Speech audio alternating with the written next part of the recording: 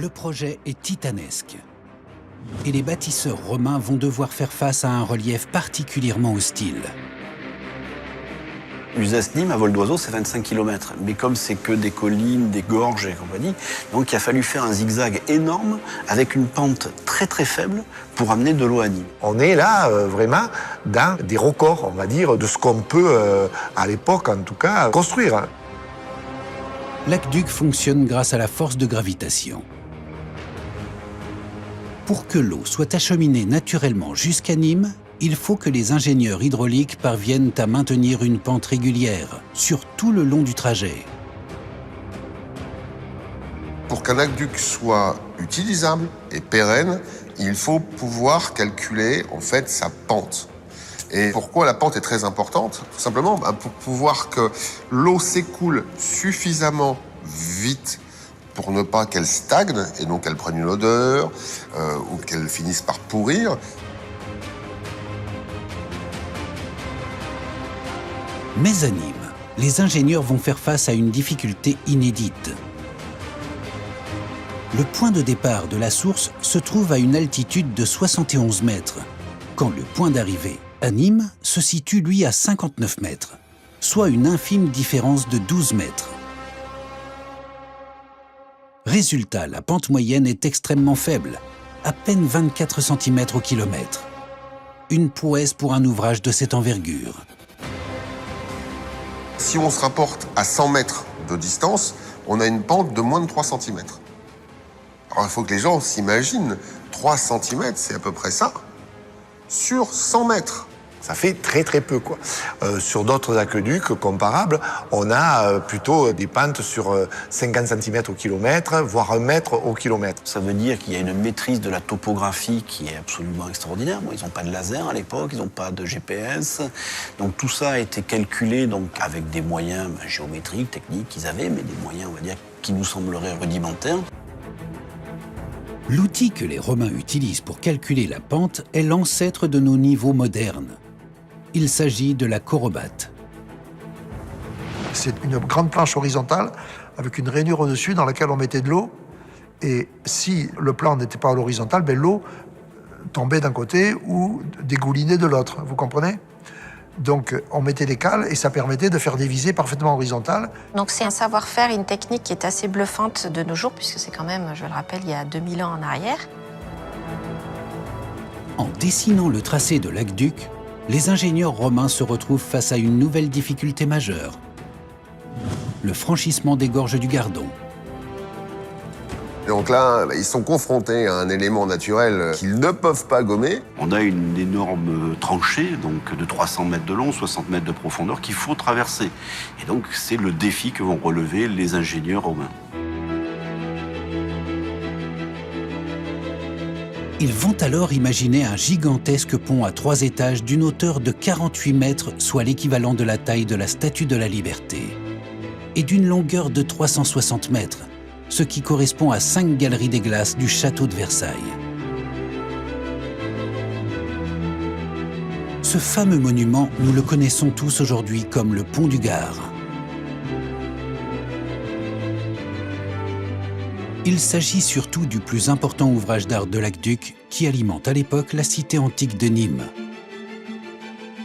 Le pont du Gard, il est complètement atypique dans cette construction parce que finalement, il va être le seul à avoir une dimension complètement extraordinaire. Il est d'ailleurs le plus haut qui existe encore du monde romain. Ce qu'il y a d'extraordinaire, peut-être pour nous, c'est effectivement le volume de pierre qui va être utilisé, puisqu'on arrive à, je crois, 50 000 tonnes de pierre, rien que pour cet édifice. 50 000 tonnes, c'est-à-dire 5 fois le poids de la Tour Eiffel. Malgré les dimensions gigantesques de l'édifice, les Romains vont réussir l'exploit de terminer sa construction en à peine 5 ans. L'organisation du chantier du Pont du Gard est extrêmement méthodique. Environ 500 personnes travaillent sur le site en permanence. Les Romains, ils n'étaient pas idiots, c'est pas des esclaves qui ont construit le Pont du Gard. Ce sont des ouvriers qualifiés. On a l'impression d'un chantier moderne, mais mis en œuvre il y a 2000 ans. Si on le remet en parallèle avec d'autres, on va dire, chantiers identiques, mais plus tardifs, si on prend le viaduc de Millau, finalement, ils n'ont pas mis moins de temps. Alors c'est sûr que la hauteur est bien sûr bien plus grande et la distance aussi, mais là on retrouve effectivement la même difficulté avec une technique contemporaine. Rien n'est laissé au hasard par les ingénieurs romains, à commencer par la localisation précise du pont du Gard. L'endroit qui a été choisi, c'est l'endroit du resserrement maximal de la vallée. Le choix finalement était assez limité puisque c'était le seul endroit où la rivière était le plus étroit avec ses deux rochers et permettait justement une assise stable de l'ouvrage. S'ils avaient choisi tout autre endroit, ils auraient été obligés de faire un pont beaucoup plus long et beaucoup plus grand. Une fois l'emplacement choisi, ils vont extraire les pierres nécessaires à la construction du pont dans une carrière située à 700 mètres en aval du chantier. C'est une carrière de pierre qui va permettre la construction complète du pont du Gard, voire même peut-être d'autres ouvrages en amont et en aval du pont du Gard, puisqu'on sait qu'il y a 120 000 mètres cubes de pierre qui ont été utilisés sur cet endroit-là. 120 000 mètres cubes, de quoi remplir plus de 30 piscines olympiques. Pour détacher un bloc de la roche, le carrier creuse avec un pic en fer d'étroites tranchées tout autour de la pierre. Une fois cette tranchée délimitée autour du bloc, là, il creuse des trous qu'on appelle des emboîtures pour disposer les coins de fer qui vont permettre de séparer horizontalement le bloc à sa base pour le détacher de la masse rocheuse. Et plus la roche est dense, plus elle est dure, plus le système est efficace. Puis le carrier frappe avec une masse sur les coins de fer, ces sortes de cales, jusqu'à ce que le bloc finisse par se décoller de son socle rocheux. Ensuite, les pierres sont acheminées au pied du chantier pour être taillées. On pouvait utiliser effectivement le flottage, c'est-à-dire l'utilisation d'un radeau, d'un chaland, qui était halé depuis le rivage, bien entendu, mais il y avait aussi une voie terrestre. Donc on avait aménagé des voies de carrière, les carraria, qui permettaient, à l'aide de chariots, tout simplement, tirés par des bœufs, qui sont les animaux les plus puissants utilisés depuis toujours, pour conduire ces matériaux au lieu de la construction de l'édifice. Et tout l'intérêt ensuite, au pied même du monument, va être de façonner le bloc afin que le montage, l'assemblage soit au plus rapide et au plus efficace possible. Les pierres sont ensuite assemblées les unes sur les autres pour former la structure du pont. Pour les 2 premiers étages, les pierres choisies sont massives. Elles pèsent en moyenne entre 1 et 6 tonnes. Elles forment ce que l'on appelle le grand appareil. Ces gros blocs de pierre ne peuvent pas se monter comme ça à dos d'homme. Vous êtes nécessairement obligé d'utiliser un système d'engin de levage. Ce sont les grues de l'Antiquité, en quelque sorte. Ils ont utilisé les roues écureuils, comme les gamins ont avec les hamsters, mais sauf que là, on va y mettre un bonhomme à l'intérieur, et qui étaient parfois doublés et qui permettaient de lever des charges parfois incroyables, de plusieurs tonnes. Pour soulever les blocs de pierre avec leurs grues, les Romains utilisent au pont du Gard un système d'attache bien spécifique, la louve. La louve n'est pas un moyen de levage, mais un moyen de préhension, ce qui n'est pas tout à fait pareil. Il y a un trou qu'on met à la surface du bloc, on y met un objet trapézoïdal dedans, puis ensuite on met des clavettes latérales qui font que l'objet ne peut plus sortir. Donc on peut le soulever avec le bloc qui vient avec. C'est pour accrocher la pierre, pour éviter d'entourer la pierre avec des cordes, comme ça se faisait parfois, parce qu'au moment où on pose la pierre, des blocs de plus d'1 tonne, on coince les cordes dessous, bon, ça pose quelques petits problèmes. Les Romains assemblent ensuite les énormes blocs de pierre, les uns sur les autres, mais sans aucun liant ou mortier. La structure de l'édifice repose donc intégralement sur la parfaite taille des joints et sur le poids des pierres. Ce qui peut nous sembler extraordinaire, c'est que ces pierres énormes vont être sculptées, parfaitement sculptées, et que les pierres qui vont venir par-dessus vont correspondre pratiquement au millimètre près avec la pierre qui est en dessous. Ils ont réduit les surfaces des joints à point qu'on ne peut pas y passer une feuille de papier de cigarette, si vous voulez, même une lame de rasoir. Donc c'est parfait, on n'a pas besoin de mortier.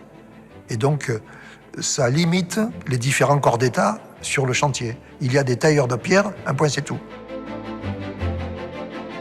Et pour arriver à ces joints parfaits, les ouvriers utilisent une méthode bien spécifique.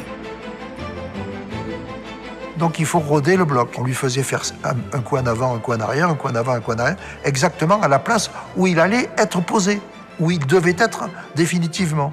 Et à ce moment-là, le bloc du dessus s'use sur le bloc du dessous. C'est une technique qui permet d'assurer une planéité parfaite. On va permettre une stabilité, une sorte de colle, on va dire naturelle, qui va se faire entre les deux façades des deux blocs différents. Pour roder les pierres entre elles, il faut stabiliser les blocs entre eux sur le plan horizontal. Et là encore, les ingénieurs élaborent une technique imparable. On va quand même devoir attacher les blocs les uns avec les autres. Et on va utiliser un système d'attache en bois que l'on appelle des tenons et qui vont permettre de rentrer à l'intérieur d'un bloc et puis aussi dans son voisin.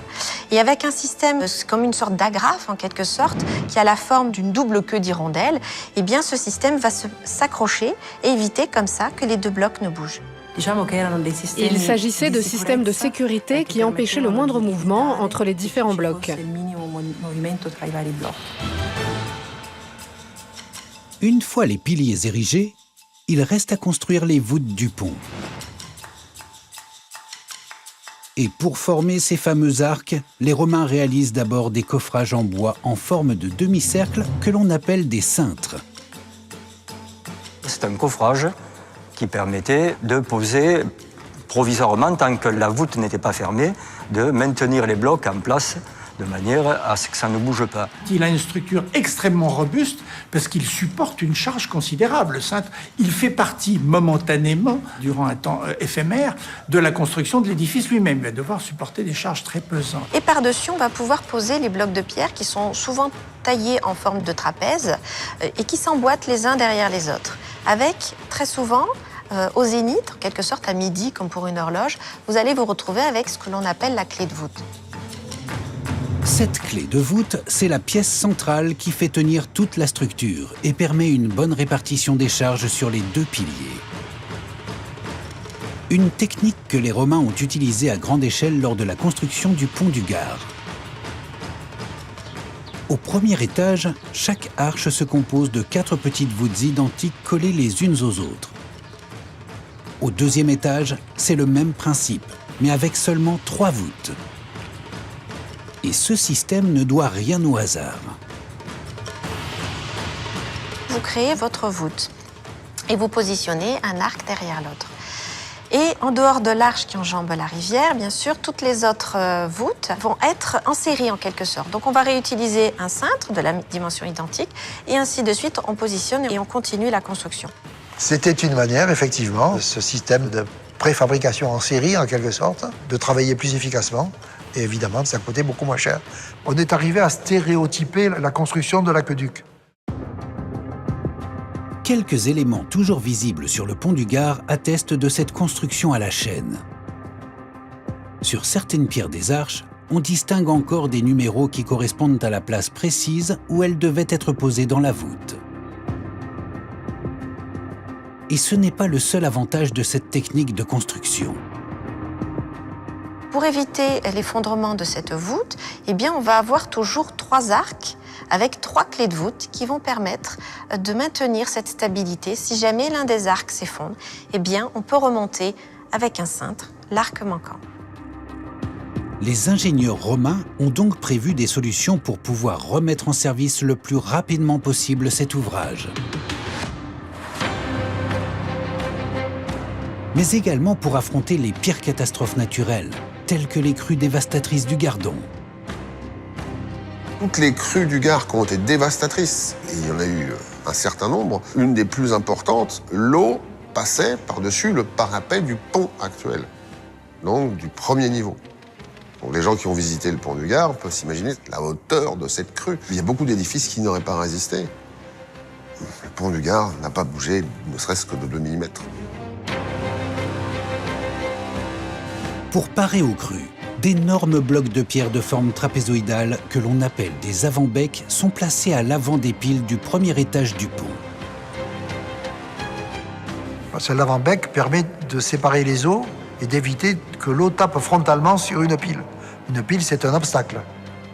Donc si on les fait un avant-bec, l'eau se sépare. Ce système de pointe, comme l'avant d'un bateau en fait, vont faire dévier les déchets, les gravats, les morceaux de bois qui sont amenés par la crue et évitent comme ça d'abîmer ou d'entamer, on va dire, la solidité, la stabilité du pont. Avec le pont du Gard, on retrouve tout le génie architectural de la construction romaine. Un savoir-faire qui permet d'ériger des monuments capables de traverser les millénaires. Ils en sont eux-mêmes très fiers parce que dès l'époque, ils comparent les aqueducs aux pyramides. En disant finalement, nous Romains, on fait des choses aussi extraordinaires que les pyramides, sauf que les pyramides, du point de vue romain, ça sert à rien, tandis que les aqueducs, ça sert. Une fois pleinement opérationnel, l'aqueduc apportait sur la cité de Nîmes environ 35 000 mètres cubes d'eau par jour. De quoi remplir d'eau l'Arc de Triomphe.